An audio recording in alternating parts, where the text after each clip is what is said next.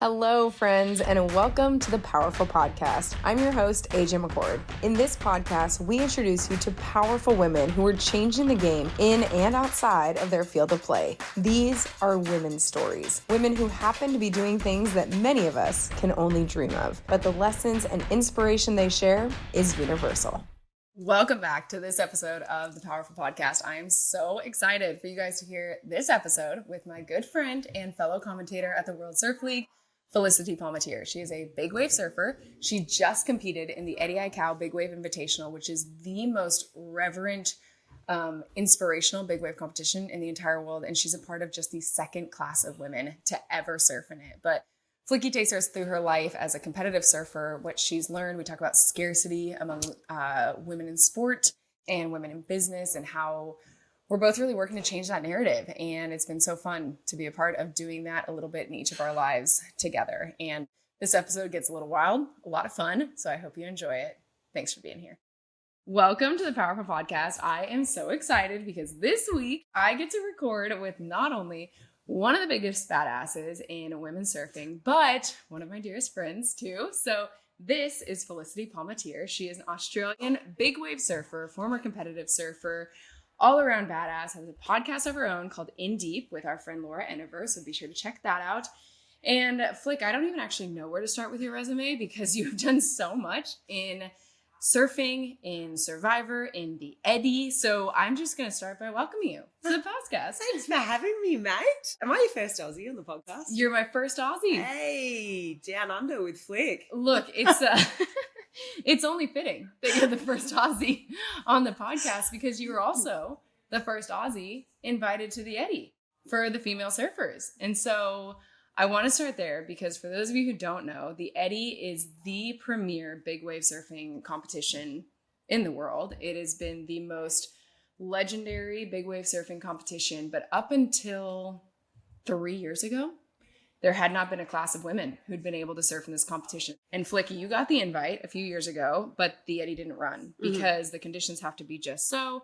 This year it did run. So first and foremost, for people who don't know what the Eddie is, can you describe what that competition is? Because, oh my gosh, it's crazy. Yeah, basically the Eddie Big Wave Invitational is in memory of Eddie Aikau, which was one of Hawaii's most amazing watermen that had ever existed. He was a lifeguard at Waimea Bay. And he dedicated his life to saving hundreds of people. I think the tally was up to like 300-400 people. He was one of the first lifeguards on the North Shore of Oahu.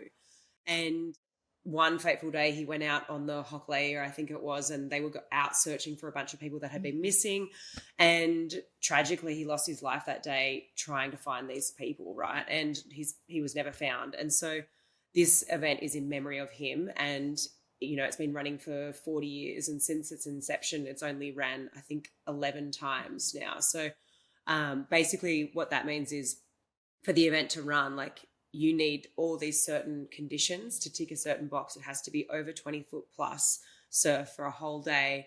The winds need to be right. The swell direction needs to be right. But yes, it's a contest, but more than anything, it's a celebration of Eddie's life and his legacy and what it really truly means to be a waterman and dedicate your life to serving others. And yeah, just a bigger purpose than just surfing. Well, because the slogan every year is that Eddie would go, right? And Eddie was one of these watermen who would go out searching for people, making sure that they were safe when no one else would, because he was that in tune with the ocean. He was that confident in his skills. And so now it's, like you said, a celebration, and the best big wave surfers, it's invitation only. So this is not like, oh, you can qualify through a series of competitions. This is like the Aikau family recognizes your contributions to big wave surfing, specifically the time that you've committed here in Hawaii. So you got the first invite 2 years ago, correct? 2 years ago? 2 years ago. Yeah. 2 years ago. Yeah, it was myself and Laura Eniver from Australia that were the first two Australians women to ever be invited. To be invited is one thing, but to be invited and actually run is another. Like I mentioned, it's only ran 11 times since its inception, which is absolutely crazy to think. But yeah, you're right. It's like the biggest gathering on the planet of the biggest, baddest watermen and women. And for me, really, I mean, when it very first began, it was men only, you know, that were invitees to this event. And only 3 years ago did that dream become a reality that, you know, wow, okay, I could be invited to this someday. So to be invited, I guess, is probably the greatest honor in the surfing world. It's the biggest, most prestigious surfing event. I don't care what anyone says. It actually is. Like, this event draws 30 to 40,000 people on the cliffs. People are flying from mainland America. They're flying from Australia. They're flying all over the world for this like one day of incredible surfing. And yeah, I mean, big wave surfing, anyone that's watched anything online of it or in person, it truly is something pretty amazing. Oh my gosh. Well, it's because the perspective between the surfer and the wave, it just is always jarring for me, because you have like a normal sized person and then a bigger board than we see in a lot of surfing competitions, and then this massive wave that makes everything else feel small. Yeah. Because you're out there in, like you said, 20 plus foot surf. So this year,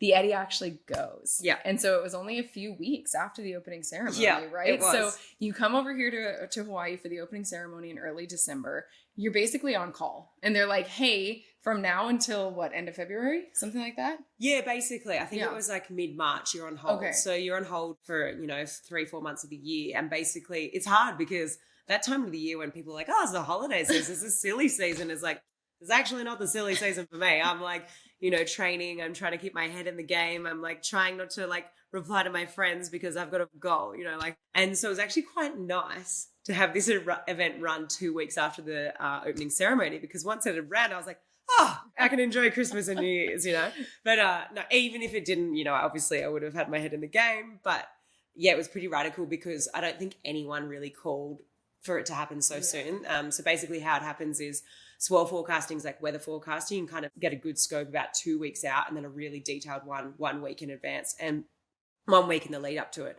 And so basically we flew home, Laura and I, back to Australia, and we got this email basically a few days later being like, okay, there's no swells on the horizon, everyone just chill out. And we're like, sweet, okay.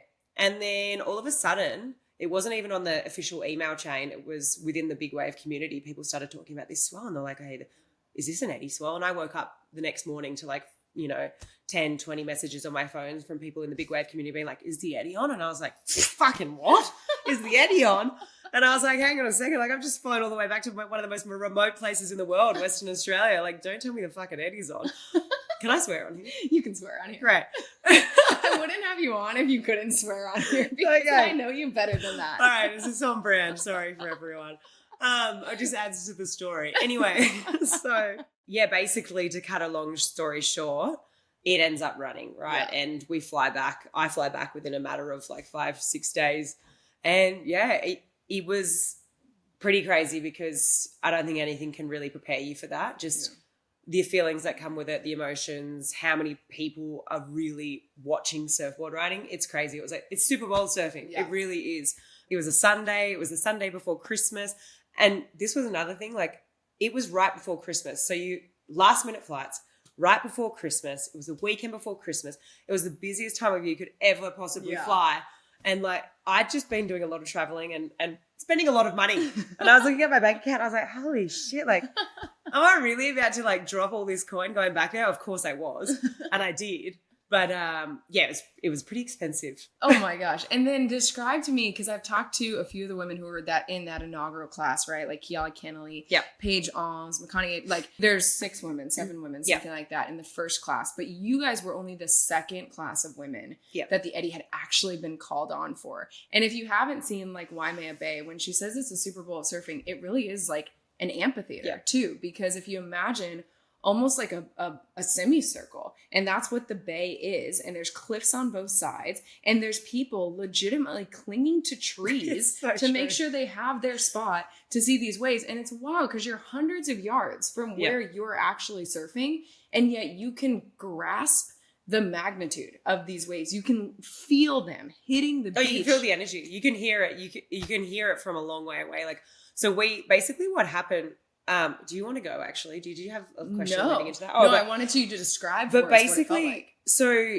I'll give you a bit of a rundown how it went is that we got told the night before the contest, right? So we flew in last minute, running around like mad women, trying to like, get all our equipment ready. We've got this inflation suit, we've got flotation, we've got these like CO2 cartridges that you need to put into the inflation suit, boards to prepare, leg ropes to get, just the list was crazy. And, it's last minute. We're flying in 72 hours, not even 48 hours before this event starts, all the way from Australia. So we arrived, we're running around that night. We managed to get a surf in at Waimea Bay as the swell was picking up. So we surfed before, blew the cobwebs out. We're like, woo, got a few waves, feeling good. So the night before, we get a message from like the officials, so official in an Instagram DM message, being like, so it's going to be really busy tomorrow morning. We advise that all athletes get to the beach at 3 a.m. And I'm thinking, fuck, 3 a.m. I was looking at my watch, well, not that I wear a watch, my phone, and I was like, shit, that's literally like, you know, only in 5 hours time, like I haven't even gone to bed yet.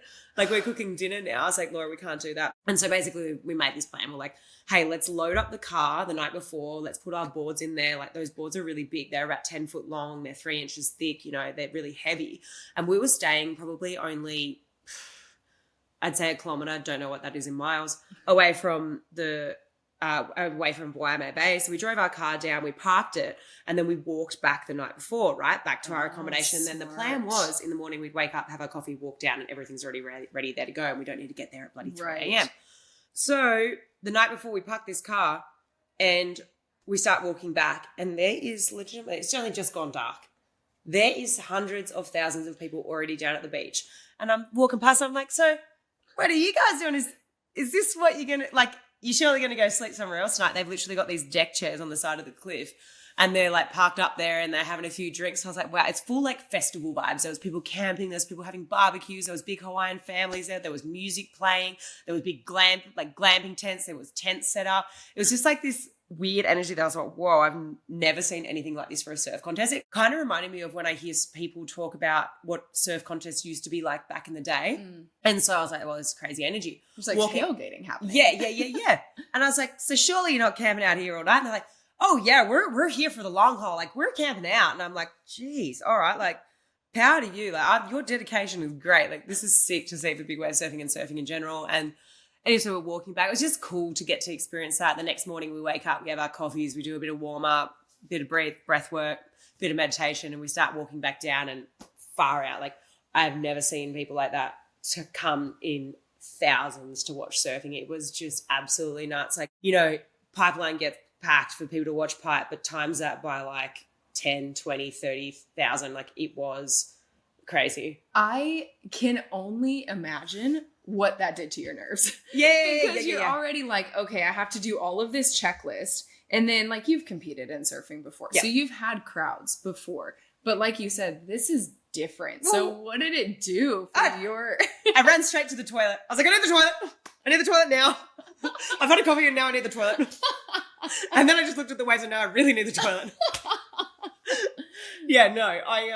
But so what happened in the morning is the swell hadn't really kicked properly in yet. Sure. And so we get down to the event site and I was looking at a few sets coming through, like, and, the waves that were coming through, and I was thinking, oh, that's doable. And then all of a sudden they're like, people are like, oh, maybe it's not big enough. Like, I don't know if it's big enough. Which, to be clear, when you say maybe it's not big enough, like this is still 15-7. Like this is still huge surf. It's just... And the parameters are specific. And I'm thinking, I wouldn't mind if it ran right now. And anyway, and then all of a sudden they're like, we're going on hold for 1 hour. And sure enough, we went on hold for an hour. And then the first set started rolling through, like sets that they were really predicting started rolling through. And I was like, uh-oh. And that first heat got underway and I was heat 4. So I had a bit of time to, and I think Laura, my friend who I was there with, she was heat 2. So she was first before me. And just basically had a couple of heats to watch it, which was, I don't know if it was a good thing or a bad thing. But do you know what's surprising? I wasn't so, because for most big wave events that I've competed on in the past, like mainly at Jaws over on Maui, or Piahi, if you want to call it that. But that wave just does something different to me where I think like that's fully like a competition style format. And every time I've competed in that, it's been like for a big wave world title or, big wave world champ. And it just feels like it's carried so much weight competitively. And I feel like it going into the Eddy, like I said before, it's not just a competition. It's like, in honor of someone's life and legacy. And it just felt so different. Like I was actually so excited for this day as opposed to absolute, like I know I said I was shitting myself, but like I was excited, I was so excited this is like the honor of a lifetime and the dream. And this is what I dreamt of since I was a little kid, to be invited to this. Like never in my wildest dreams when I first started surfing did I actually ever think I would be an Eddy invitee, because I didn't grow up trying to be a big wave surfer. Like I grew up trying to be a professional surfer on the world tour and then naturally pivoted into big wave because that's what I just loved. But I'm surfing against like my idols, my heroes, like are in my heats, because men and women don't compete separately. They compete all together. So yeah, it's pretty wild. I was just pretty grateful that morning, actually.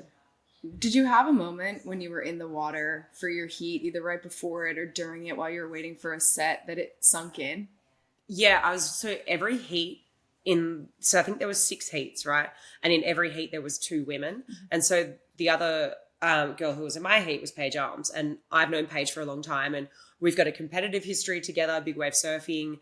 And we've also surfed a lot together and spent a lot of time together. And when I looked at the draw and I saw that her name was in my heat, I was so stoked, because we just really get along. And I was like, yes, I'm so stoked to see like a familiar face out there. And we walked down to the beach together. Like we waited for each other. We walked down together and waited for the skis together to get, the lift out to the lineup. And having her in the water and looking across to her was actually just so like reassuring, I guess, because there's a different sort of intensity that guys bring to competition. And so basically how it works, the format of this event is there's 6 heats and there's 2 rounds. And so the first round, like when I was out there, I could feel the intensity of the men and the testosterone and stuff, but they were a lot more giving in the first heat. And I think because this event does hold such reverence and such, once you win an event like this, you're cemented. Once you're in it, you're cemented into surfing history. But once you win something like this,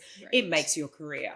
And so in the second round, when we went out there, the men that were in my heat, well, one of them was the eventual event winner, Landon McNamara. He was in both of my heats. And fire out, he surfed amazing.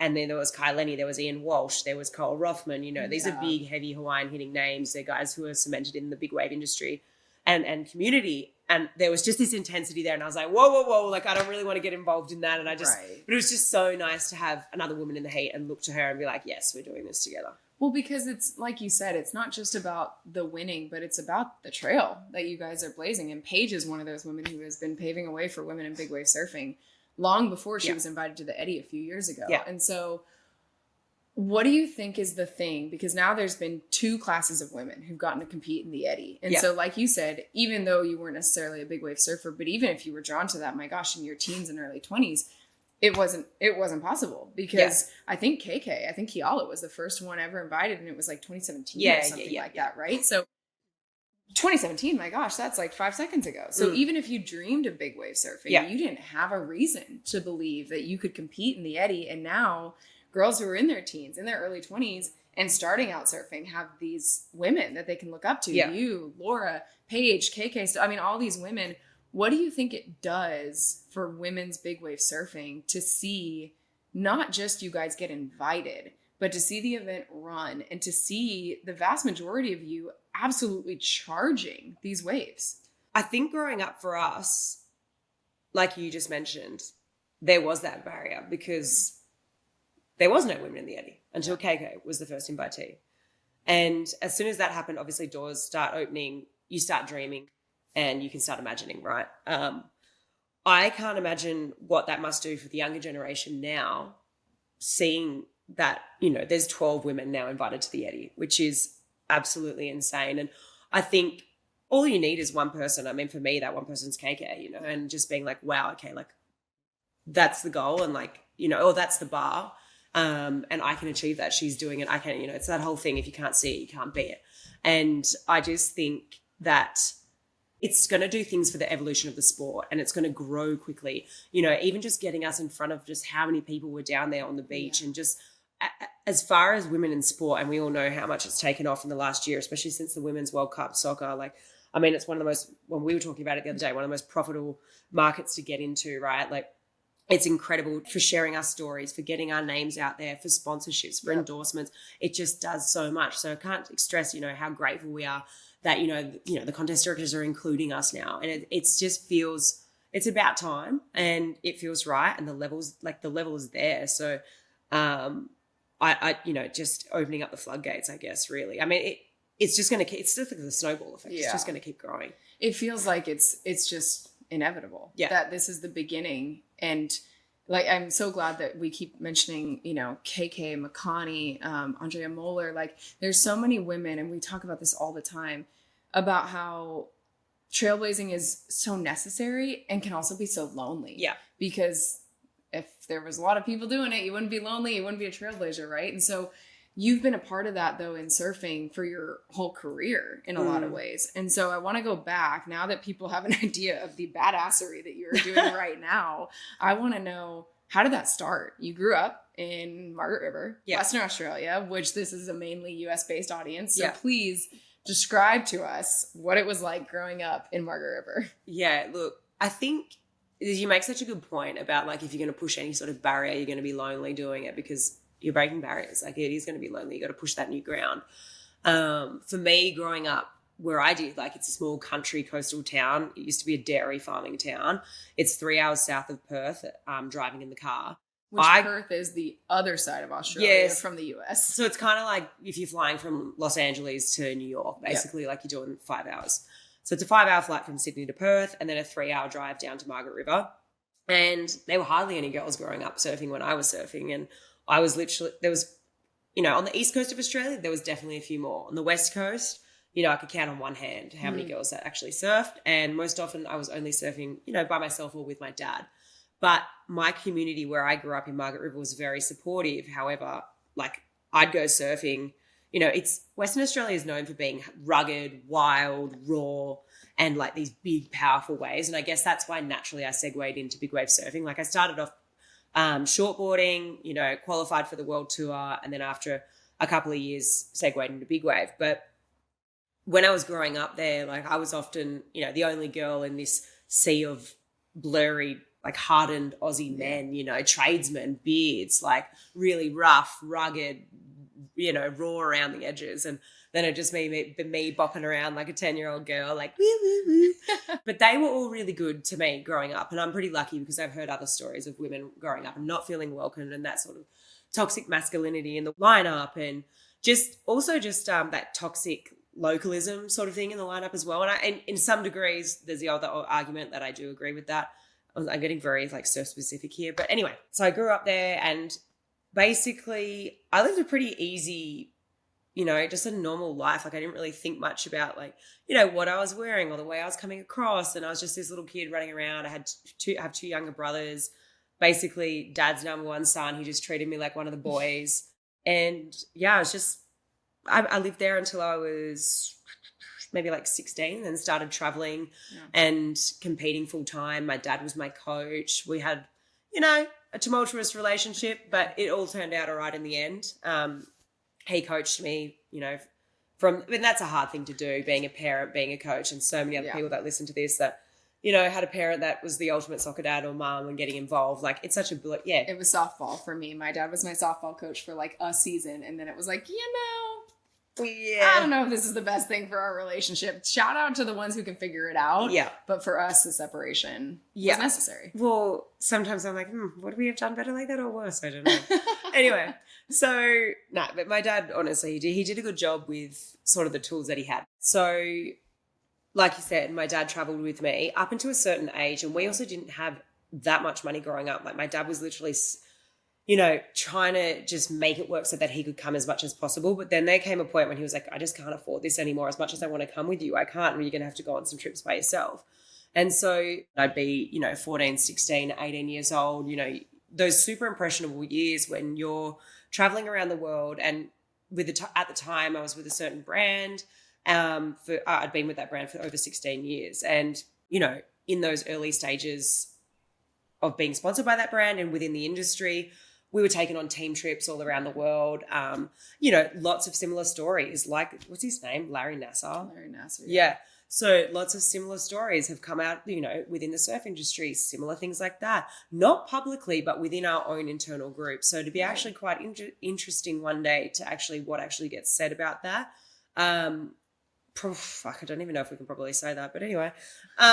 So I think like the biggest thing for me, that was probably the hardest, was just where our industry was at, where the surf industry was at, because we grew up in a time, or my generation was when sex sold and the surfing industry became hypersexualized. And basically, you know, women were getting paid more for looking a certain way as opposed to actually how they performed. And not that that's actually a line set in a contract, but, you know, you can read between the lines with what people are getting paid. And like, you know, it was an interesting time to be a part of. And, you know, I even myself, like I struggled so much with body image and confidence. And I think because, you know, just silly little things that were commented to me as I was growing up in the industry. And, you know, obviously I was a girl going through puberty, hormones, whatever, I'm going to change. It's just absolutely natural. Right. Every human on the planet goes through that.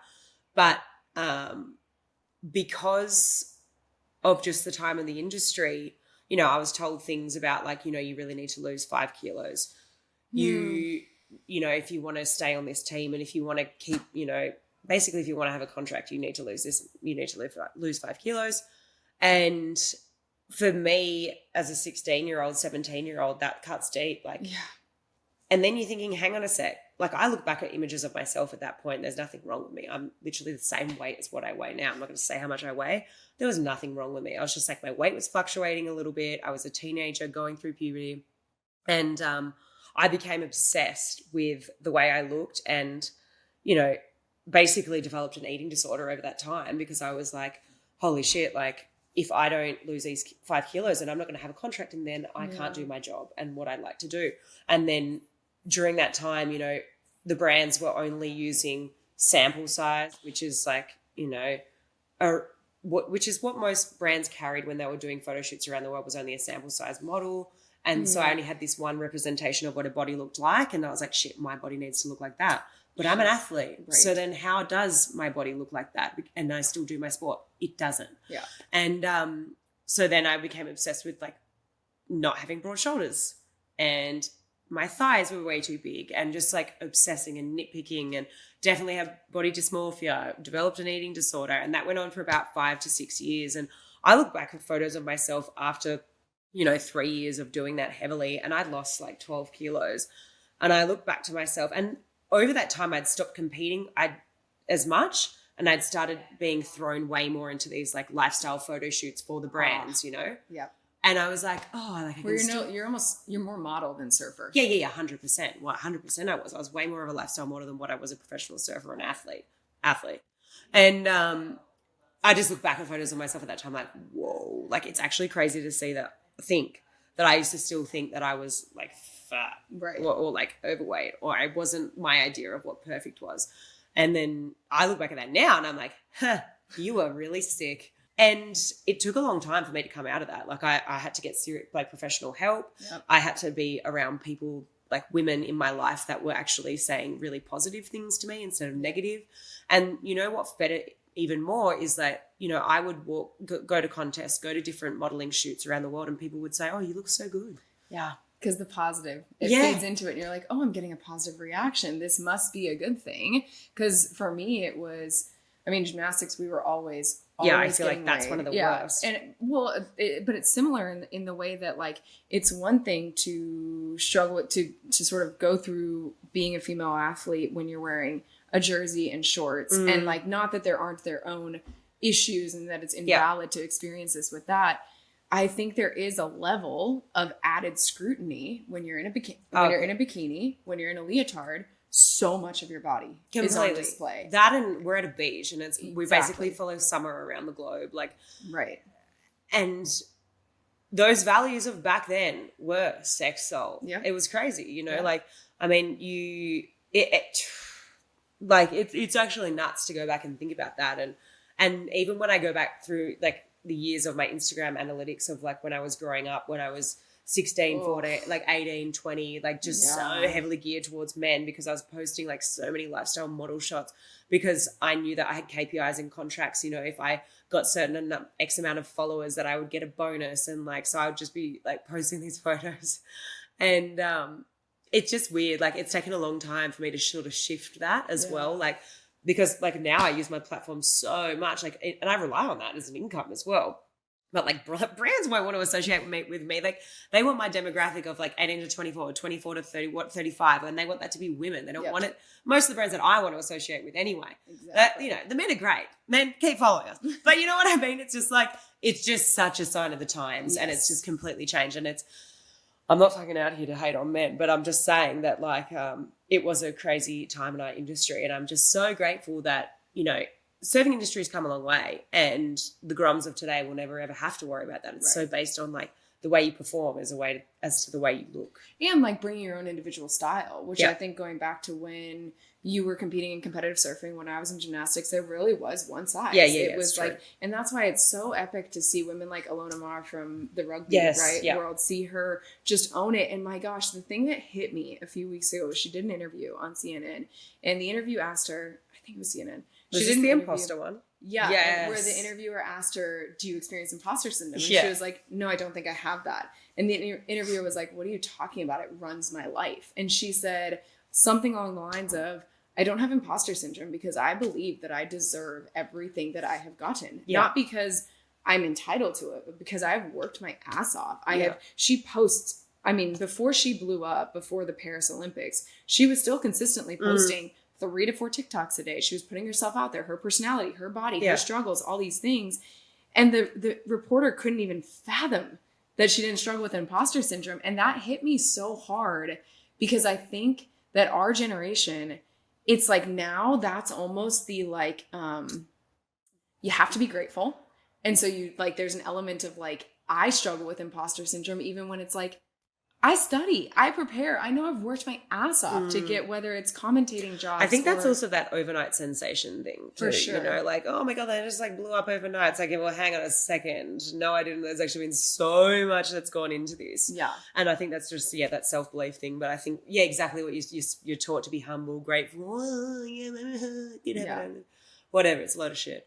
And it's just so cool though. Cause like now I feel so excited to be a part of this generation of women in sport because I think every generation moves the baton forward. Yes. Yeah. And my God, if we can be a part of the one that says, hey, not only are there opportunities, but own the fact that you belong. Yeah. Like how sick of a legacy for our daughters someday to look at us and be like, no, my mom is a badass. How do I know that? Because she told me. Yeah. Because I saw it. Yeah. Because she was grateful and she was hardworking, but she wasn't humble to a fault. Yeah. You know, I think that that's something that I've felt a shift. And even, I mean, so we've been working together on different surfing commentary gigs around the world for the last 2 or 3 years. Yeah. And it's something that we've talked about a ton, which is owning the space that we're in and being proud and, you know, like we've earned this, right? Yeah. We're good at our jobs. We bring something to the table. And that's why we're here. Not just because we're lucky or we got sort of dubbed, but because we really worked hard.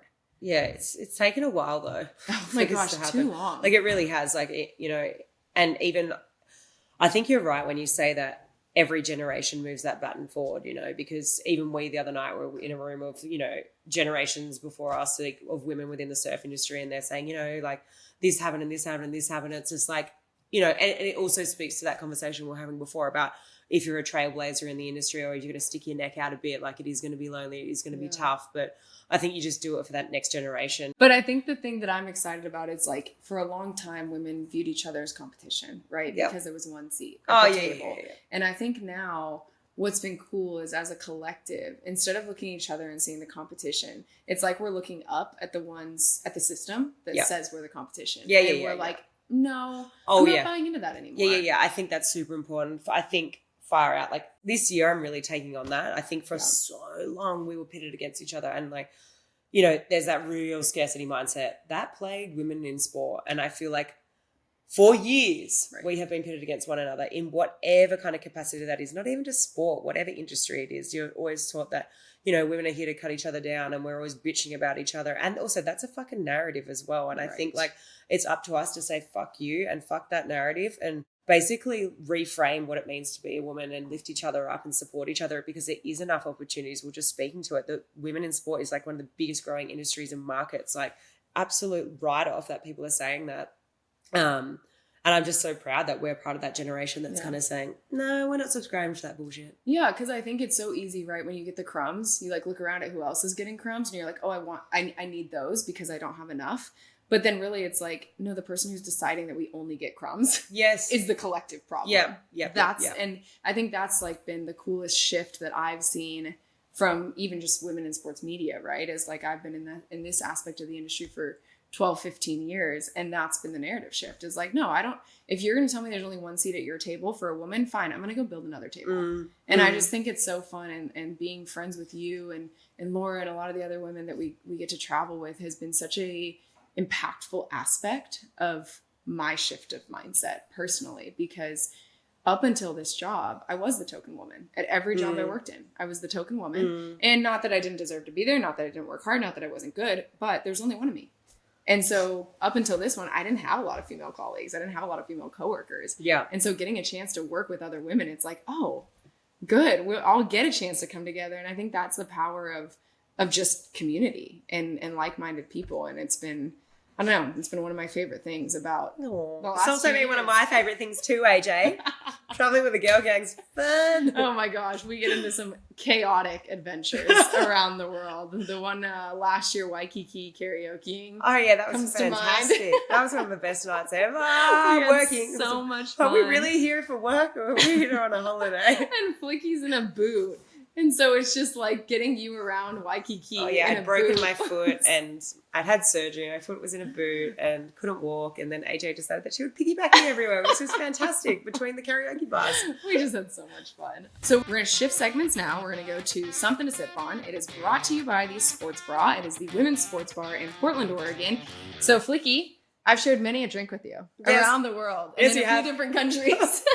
maybe more than a many. What are you sipping on these days? I am the biggest fan of margarita, but not a traditional margarita, a Tommy's margarita. Oh. So Tommy's margarita, the only difference is we're adding agave. So tequila, agave, lime juice. Ideal. Now we know what we're having tonight. Yeah, it's beautiful. Margarita is always a fun time. Tequila is always a fun time. Yeah, this is where we differ. I tend to go for the whiskey, and you go for the tequila. Yeah, I know. But it's great. It's good. Keeps us on our toes. Yeah. Okay, next up is our Powered Up segment. So this is where I try to get you to answer questions rapid fire. I'm terrible at this. Sorry, Pod Squad. You guys know that I say this literally every episode, but I'm just going to ask you rapid questions. Give me as quick of an answer as you can. I've got major brain fog today, guys, because I'm like recovering from pneumonia, so this should be entertaining. It's how quick I can answer these questions. It's gonna be great. Okay. Okay. Coffee or tea? Coffee. Favorite ice cream flavor? Cookies and cream. Go-to meal before or after surfboard riding? Smashed avo on toast, preferably gluten-free. Marinated goat's feta, balsamic, daca, spinach, tomatoes. Oh, eggs scrambled. Wow. Bougie. Yep. You're making breakfast tomorrow. Are you an early bird or a night owl? Early. What's a favorite place that surfboard riding has taken you? Tahiti. I love that place. If you were not a surfer and you got to compete in an Olympic sport, what would you compete in? Does it have to be Olympic? No. Okay. This is a long shot, but when I was a kid, my dream was to run away with a circus and be on the flying trapeze. Wow. I know. It's never too late. We should find a trapeze. I might pivot next career move. Next career. He's run off with the circus. You know, it wouldn't be the most shocking thing, to be honest with you. What's your favorite dessert? Some like chocolate lava cake with vanilla ice cream. Super fudgy. Yeah. Yeah. Where is your dream vacation spot? Tahiti. I knew you were going to say that. What is the best piece of advice you've ever gotten? The quality of your life is determined by the quality of your relationships. Oh. Esther Perel. I love that. Wow, that's great. What is the, oh gosh, I don't even know if I want to ask you this question because I know there's been, okay. What is the wildest mishap you've ever experienced in your sport? Oh, I don't even know. What one are we going to go with? What one are you thinking about? Well, let's see. I'm actually thinking of one we can't. I once pushed so hard in a turn when I was surfing that I shot a tampon out of my vulva. Wow.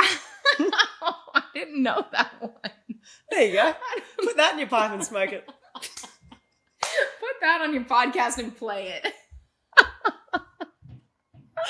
Oh my God. Okay. Yep. That's great. Okay, on a slightly same tangent, but slightly different. What is the one piece of equipment you would not compete in your sport without? A surfboard. I should have caveated that. Like safety equipment. Safety equipment? Yeah. Look, it'd probably have to be the inflation suit or jet ski safety driver. Because the inflation suit, can you describe really quickly when you use that? So an inflation suit is basically there to save your ass when you've been held under the water long. Basically, it's got these, it's an inflatable life jacket. Got these CO2 cartridges, usually 2 to 4 that sit inside the vest. There's little pull toggles on the outside. The vest also has foam inserts in it to keep you buoyant. When you have a wipeout, you pull the vest inflates, you shoot to the surface. So going back to the eddy, you caught a few waves in the eddy. How quickly do you make the decision to pull or not? I pulled straight away. I had a really bad experience. It's a long story, but almost drowned. And it's because I took a really long time to pull my vest and I was super far down, like under the ocean. And the vest was having troubles expanding because it was so deep because of the depth. Anyway, so I just pull every single time now. I train so hard anyway. It's like I train to take the stairs, to take the elevator and the surf. What do you reckon is the deepest that you've ever been underwater? I don't know. Like on a wipeout. When I had that wipeout, like for instance, your board's 10 foot long and then your leash or your leg rope is another 10 foot or 12.